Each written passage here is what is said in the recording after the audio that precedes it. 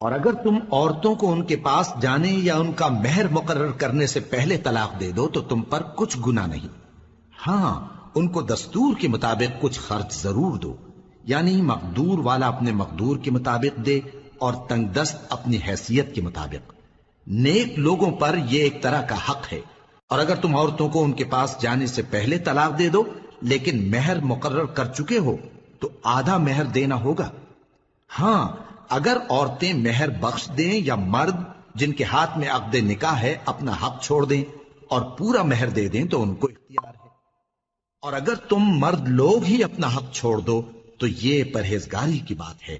اور آپس میں بھلائی کرنے کو فراموش نہ کرنا۔ کچھ شک نہیں کہ اللہ تمہارے سب کاموں کو دیکھ رہا ہے۔ مسلمانوں، سب نمازیں خصوصاً بیچ کی نماز یعنی نماز عصر پورے اہتمام کے ساتھ ادا کرتے رہو اور اللہ کے آگے ادب سے کھڑے رہا کرو۔ پھر اگر تم خوف کی حالت میں ہو تو پیادے یا سوار جس حال میں ہو نماز پڑھ لو۔ پھر جب امن و اطمینان ہو جائے تو جس طریق سے اللہ نے تم کو سکھایا ہے جو تم پہلے نہیں جانتے تھے اللہ کو یاد کرو۔ اور جو لوگ تم میں سے مر جائیں اور عورتیں چھوڑ جائیں وہ اپنی عورتوں کے حق میں وصیت کر جائیں کہ ان کو 1 سال تک خرچ دیا جائے اور گھر سے نہ نکالی جائیں۔ ہاں، اگر وہ خود گھر سے چلی جائیں اور اپنے حق میں پسندیدہ کام یعنی نکاح کر لے تو تم پر کچھ گناہ نہیں۔ اور اللہ زبردست ہے، حکمت والا ہے۔ اور مطلقہ عورتوں کو بھی دستور کے مطابق نان و نفقہ دینا چاہیے۔ پرہیزگاروں پر یہ بھی حق ہے۔ اسی طرح اللہ اپنے احکام تمہارے لیے بیان فرماتا ہے تاکہ تم سمجھو۔ بھلا تم نے ان لوگوں کو نہیں دیکھا جو شمار میں ہزاروں ہی تھے اور موت کے ڈر سے اپنے گھروں سے نکل بھاگے تھے؟ تو اللہ نے ان کو حکم دیا کہ مر جاؤ، پھر ان کو زندہ بھی کر دیا۔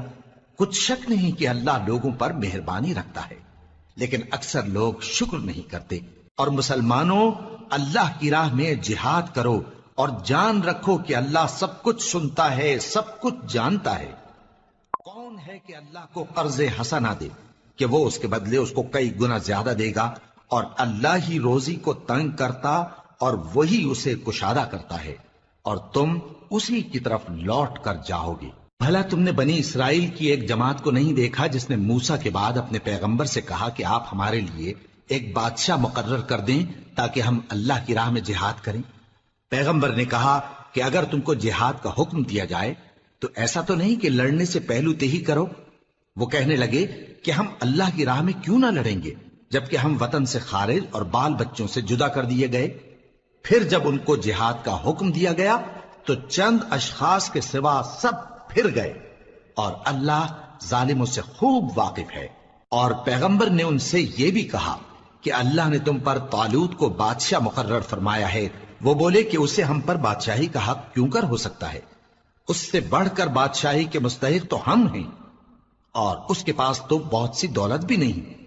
پیغمبر نے کہا کہ اللہ نے اس کو تم پر فضیلت دی ہے اور بادشاہی کے لیے منتخب فرمایا ہے۔